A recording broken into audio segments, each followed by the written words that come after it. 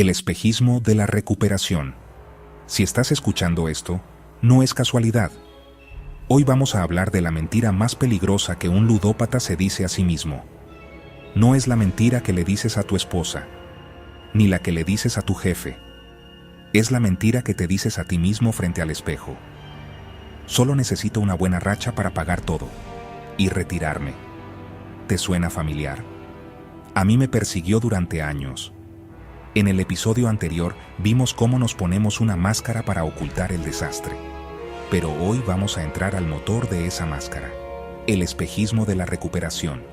Ese momento en que crees que el mismo lugar que te quitó la paz, el dinero y la dignidad va a ser el lugar que te los devuelva. Hoy vamos a entender por qué, entre más intentas salir del hoyo apostando, más profundo cavas tu propia tumba. Recuerdo una tarde en particular. Debía 2 meses de renta. Mi teléfono no dejaba de sonar. Cobradores, mensajes, amenazas. El miedo me apretaba el pecho. Entonces mi mente me dio una idea, una solución mágica. Tengo 500 pesos. Si los convierto en 5,000 en la ruleta, puedo pagar la renta y respirar. Entré al casino.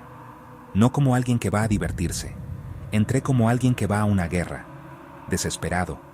Y aquí pasa algo que hoy entiendo muy bien. Se llama el efecto del casi gano. Aposté. La bolita giró y cayó justo al lado de mi número. O la máquina mostró 2 símbolos iguales y el tercero pasó por 1 milímetro. Una persona normal diría, perdí. Pero un ludópata piensa algo diferente. Casi gano. Eso significa que ya va a pagar. Estoy cerca. Ese casi es el verdadero veneno. Tu cerebro suelta la misma adrenalina que si hubieras ganado. Y eso te mantiene pegado a la silla, hasta que te quedas sin un solo peso.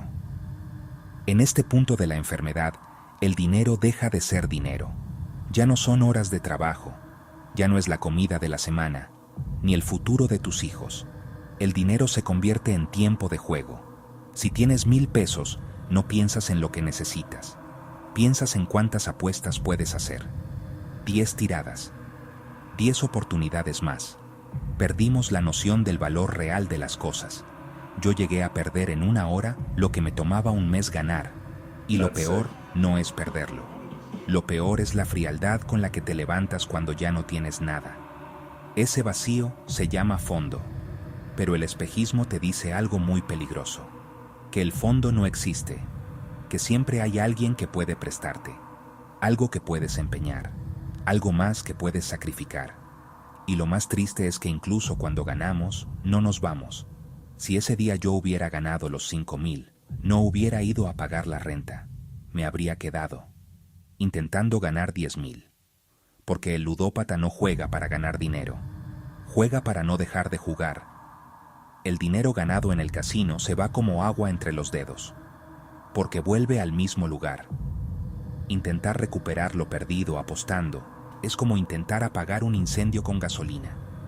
Cada apuesta para salir del problema es el candado que cierra tu propia celda. Me dolió mucho entender algo. Ese dinero ya se fue. Las horas perdidas no vuelven. Y la única forma de recuperar mi vida no era ganar una apuesta. Era aceptar la derrota. Rendirse ante el juego es la única forma de ganar la guerra.